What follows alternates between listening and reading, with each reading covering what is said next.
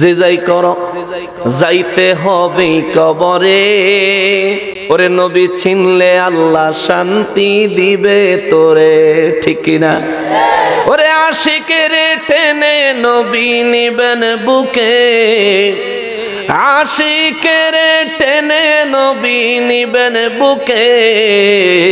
সাধ মিটে না রোজা দেখে, রোজা দেখে, রোজা দেখে। সাধ মিটে না রোজা দেখে, রোজা দেখে, রোজা দেখে। কি উপমা দিব আমি আমার মুখে, আমার মুখে। কি উপমা দিব আমি আমার মুখে, আমার মুখে। সাধ মিটে না রোজা দেখে, রোজা দেখে, রোজা দেখে, ঠিক কিনা বলে? মুসলমানেরই নবী বলেন 5 জন বন্ধু লয়ে কবরে যায়।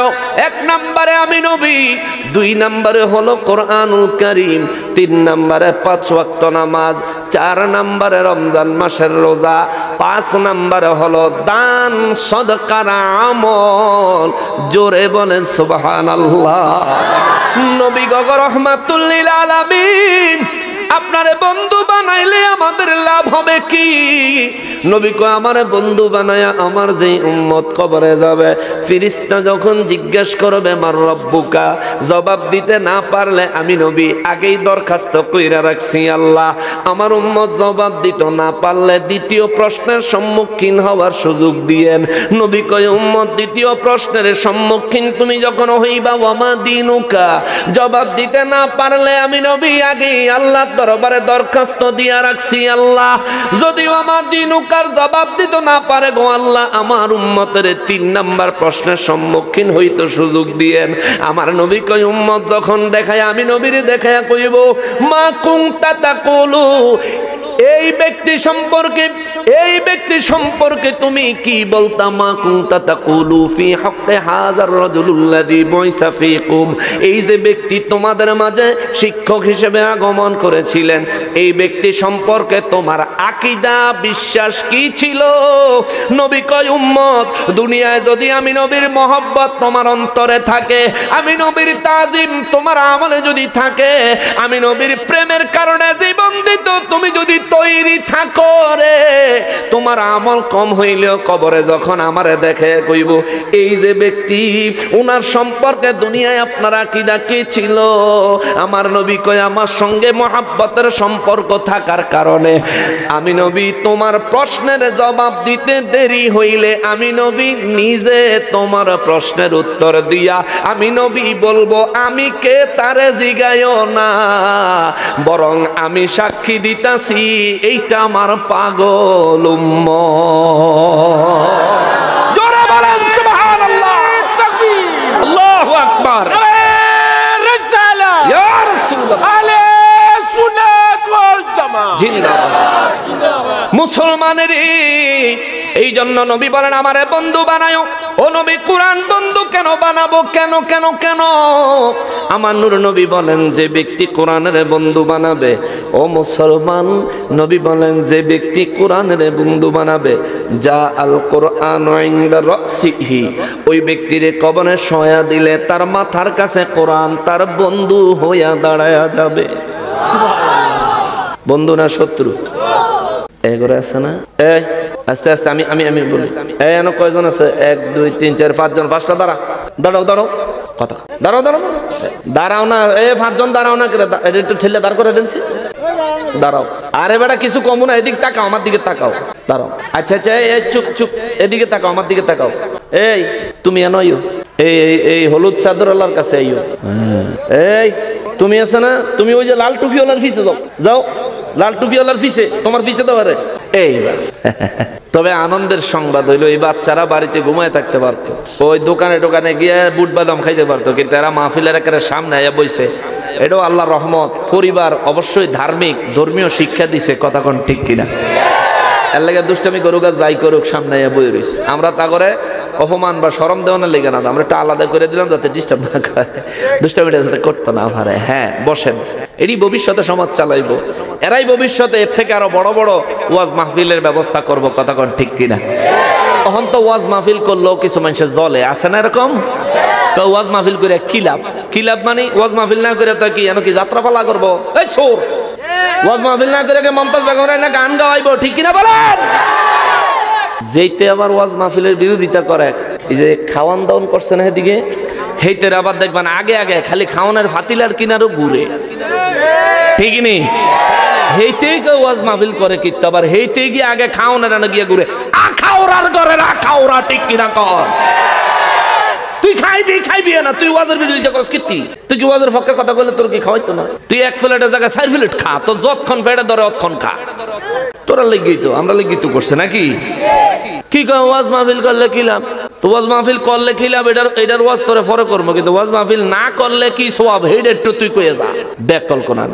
আজকে এই যে ওয়াজ মাহফিল করছেন আপনারা যারা আছেন, আপনাদের এলাকায় ডিশের লাইন আছে না? আবার ওয়াইফাই এর লাইন আছে না? আচ্ছা, এখন যদি এখানে মাহফিলটা না হইতো, আপনারা বাড়িতে থাকলে আমার যুবক ভাইরা ইয়াং ফলাফান্ডি হয়তো ফেসবুকে নাইলে ইউটিউবে সময় কাটাইতো, নাইলে কেউ ঘুমাইয়া যাইতো, নাইলে কেউ আবার ডার্লিং এর লগে একটু আলাপ সালাপ করতো, নাকি একেবারে ভুলভাল কইলাম? আর যারা বিবাহিত আছেন ওনারা হয়তো বিবি সন্তানরা নিয়ে একটু সময় দিতেন, আবার অনেকে টেলিভিশন দেখে সময় কাটাইতেন। এই সমস্ত দুনিয়াবি কাজ কারবার ছাইড়া দিয়া এই যে মাহফিলের প্যান্ডেলের ভিতরে জায়গাটা আল্লাহ রসুল বলছেন এটা হইলো দুনিয়ার মধ্যে জান্নাতের বাগান। সুবহানাল্লাহ। আর এখানে যারা আসে তারা জান্নাতের মেহমান হয়ে যায়। সুবহানাল্লাহ। তাহলে আমরা জান্নাতের মেহমান হইতে পারছি এই জায়গায় আইসা, মাহফিলটা অনে, তাহলে মাহফিল হইয়া লাভ হইছে না ক্ষতি হইছে? যারা বিরোধিতা করে হ্যাঁ করে কই বিরোধিতা কইরে কোনো লাভ নাই। যদি বিরোধিতা করতে হয়, যাত্রার বিরোধিতা করেন, পালা গানের বিরোধিতা করেন, সিনেমার বিরোধিতা করেন, ডিশ লাইনের বিরোধিতা করেন, বাংলাদেশে ইসলামরে সংবিধান থেকে বাদ দিয়া দিব, ওই টাকলার বিরোধিতা করেন, ঠিক কিনা বলেন? আপনার হিম্মত থাকলে ওদের বিরোধিতা করে দেখান। সংবিধান থেকে বিসমিল্লাহ বাদ দিয়ে দিত চায়।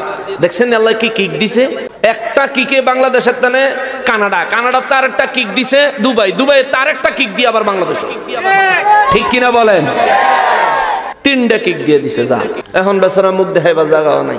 যারা আজকে ওয়াজ মাহফিলের বিরোধিতা করতেছেন, আল্লাহর কসম কোনো না কোনো একদিন আপনিও এমন এক পরিস্থিতির শিকার হবেন, সমাজে মুখ দেখাইতে পারবেন না। ভালো কাজের বিরোধিতা যারা করে এরা প্রকৃতপক্ষে ইসলামের দুশমন, জাতির দুশমন, দেশের দুশমন, মুসলমানের দুশমন, ঠিক কিনা বলেন? ভালো কাজের বিরোধিতা কেন করবে না? আজকে কেন মাহফিল হয়েছে, আলেম ওলামা আইছে, এলাকার মুরব্বীরা আইছে, ম্যাক্সিমাম মানুষ ওযু করে বইছে, ঠিক নি? ম্যাক্সিমাম মানুষ ওযু করে বইছে। ওয়াজের খাতিরে হইল বহু মানুষ মাগরিবের নামাজ এশার নামাজ পড়ছে। এমনে না পড়ুক, কইবেন কালকে পড়ে নাই, আগামী কাল পড়তো না, আজকে যে পড়ছে তুই এটা হিসাব করছ না, কালকে যে বাঁচবো এই গ্যারান্টি তুই দিতার ভিত্তি কালকে হিসাব করছ কি? ওয়াজ মাহফিলের কারণে একটা ওয়াজ মাহফিল হচ্ছে, কোরআনের কথা হচ্ছে, হাদিসের কথা হচ্ছে, আল্লাহর রহমত এই এলাকার উপর নামতেছে। জোরে কন্যা সুবহানাল্লাহ। নবীজি বলেন উম্মত, কোরআন শরীফ থেকে আমার কোন উম্মত যখন বয়ান করে, আল্লাহর আরশে আজিম থেকে রহমত ওই এলাকায় নাজিল হওয়া শুরু হয়। সুবহানাল্লাহ। হাদিস শরীফ থেকে যখন আমার কোন উম্মত বয়ান করে, মদিনা মুনাওয়ারা থেকে আল্লাহ আমারে রহমাতুল লিল আলামিন বানাইছে, আমার কাছে আল্লাহর কিছু রহমতের বাজেট আছে। মদিনা মুনাওয়ারা থেকে আমি নবী আল্লাহর দেওয়া ক্ষমতায় ওই এলাকার দিকে রহমত ছেড়ে দেই। জোরে কন্যা সুবহানাল্লাহ। অতএব এগুলির বিরোধিতা করবেন না, ভালো কাজের বিরোধিতা করেন না। আমার লগে যদি ব্যক্তিগত বিরোধিতা থাকে তাহলে হেডা কইেন, সমস্যা নাই। আমি একজন মানুষ, আমার ভুল ত্রুটি হতেই পারে, অপরাধ হইতেই পারে, দোষ থাকতে পারে, বদনাম থাকতেই পারে, কিন্তু যেটা সত্য এটা কইেন, যেটা মিছা এটা কইেন না। সেদিকেও আইতাছে, সময় আসলে ইনশাল্লাহ কথা বলবো। আমরা কবরের ভিতরে তাড়াতাড়ি বার হই, ঠিক না? কবরে যে ঢুকছি আজকে বাড়ি দিব, তাড়াতাড়ি বাইরে হাসরের ময়দানে যাইতে হইব, অনেক কথা আছে, একটু দেরি আপনার অসুবিধা হইব, ধৈর্য ধরে একটু বসেন। প্যারা নবী রহমাতুল লিল আলামিন বলেন, উম্মতরি, আমার কোন উম্মত যদি পৃথিবীর মধ্যে কোরআনুল কারীম প্রতিদিন তেলাওয়াত করে, কোরআন শরীফের সঙ্গে সুসম্পর্ক রাখে, এ কোরআন তার মাথার কিনারে বন্ধু হয়ে দাঁড়াবে। কেউ যদি দুনিয়ায় 5 ওয়াক্ত নামাজ পড়ে, কয় ওয়াক্ত? দুনিয়ার জমিনে কেউ যদি 5 ওয়াক্ত নামাজ পড়ে রে, আমার নূর নবী বলেন ওয়াসসালাতু আইয়ামিনিহি, ওই ব্যক্তির ডান পাশে তার বন্ধু হয়ে নামাজ দাঁড়ায় যাবে। জোরে বলেন সুবহানাল্লাহ।